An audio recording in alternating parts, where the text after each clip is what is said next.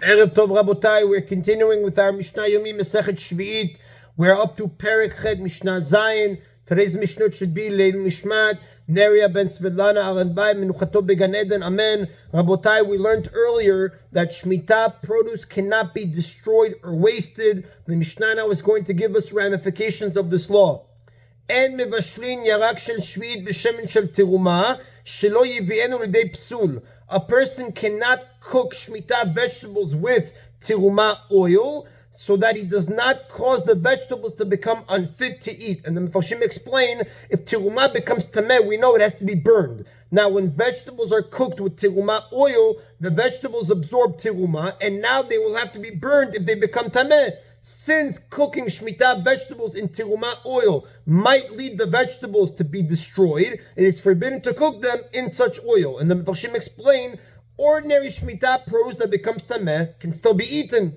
It's only if it's mixed with teruma that has to be burned. So by cooking Shemitah vegetables with teruma oil, a person might cause the vegetables to have to be destroyed. Rabbi Shimon metir, the Mishnah continues and says, Rabbi Shimon permits cooking them together because even though obviously Rabbi Shimon holds a person cannot destroy Shemitah produce, nevertheless Rabbi Shimon says you can perform a permitted act, which is cooking the vegetables in teruma oil, even if it might lead the produce to be destroyed. And the Rab tells us, Ven halacha ki Rabbi Shimon, the halacha does not follow Rabbi Shimon.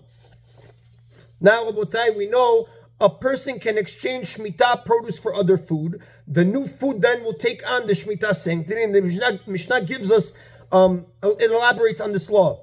If Shemitah produce is exchanged for something, which is then exchanged for something else, only the very last item holds Shemitah sanctity. And the Rav gives us an example.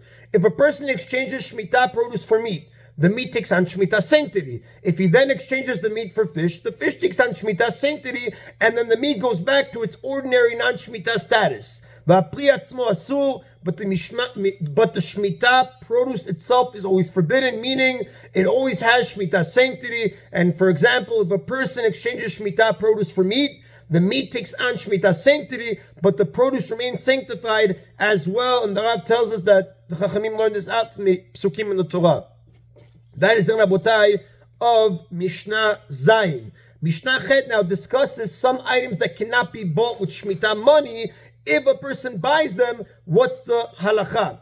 The Mishnah says, "En lokchim avadim vekarkeot ube'emat mea midmei shviit." We may not buy servants, land, or non-kosher animals with Shemitah money, since Shemitah money must be used to buy food. And these items cannot be eaten. And the Ramban tells us, on his commentary Masechet Avodah Zarah, page 62a, the same applies to any object that cannot be eaten, like clothing.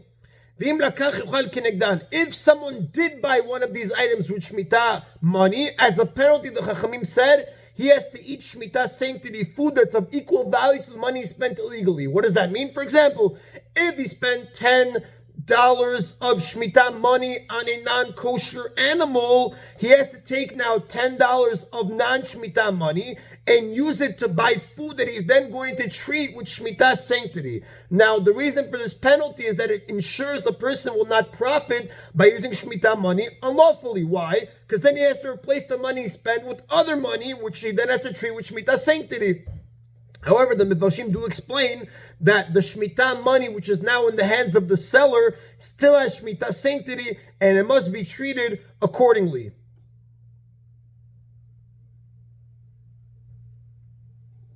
The Mishnah continues, we know a person can use Shemitah money to buy an animal that he will then bring as a voluntary offering.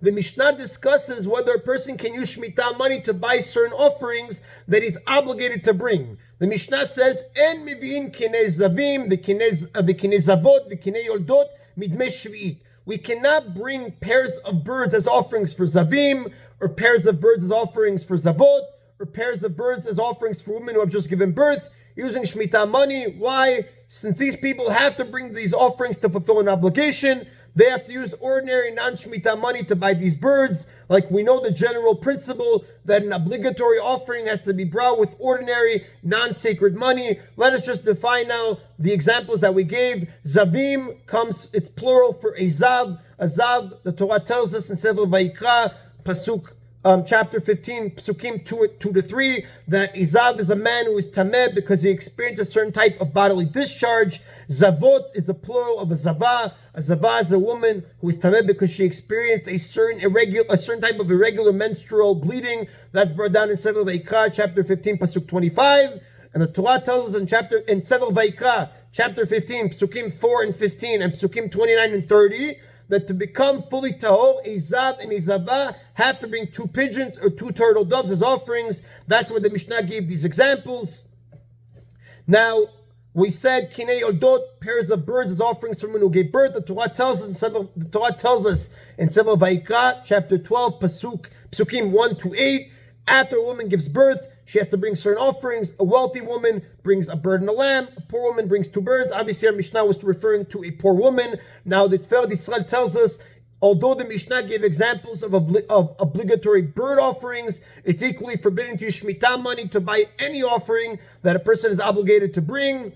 The Mishnah says, "Vim hevi yochal kinegdan." If someone did bring one of these offerings with Shemitah money, as a penalty, he has to eat with Shemitah sanctity food that is of equal value to the money he spent illegally. Meaning, if he took $10 of Shemitah money and spent it on the birds for this offering, he has to now take another $10 of non-Shemitah sanctity, buy food to treat it with Shemitah sanctity. And the Mishnah concludes, "En tzachin kelim b'shemen shel Sheviit." We may not rub utensils with Shemitah oil, because like we learned, Shemitah produce can only be used in the way that resembles eating.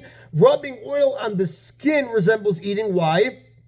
Because when a person's rubbing, just like when he eats, he's deriving benefit from the from the produce as it's being used up. But rubbing oil on a utensil, for example, rubbing it on a leather garment to soften it, that's not similar to eating. Why? Because in this case, the oil is being used up right away, but the benefit will not come until the object softens, which will only happen a while later. Therefore, Shemitah oil cannot be used to rub on a utensil.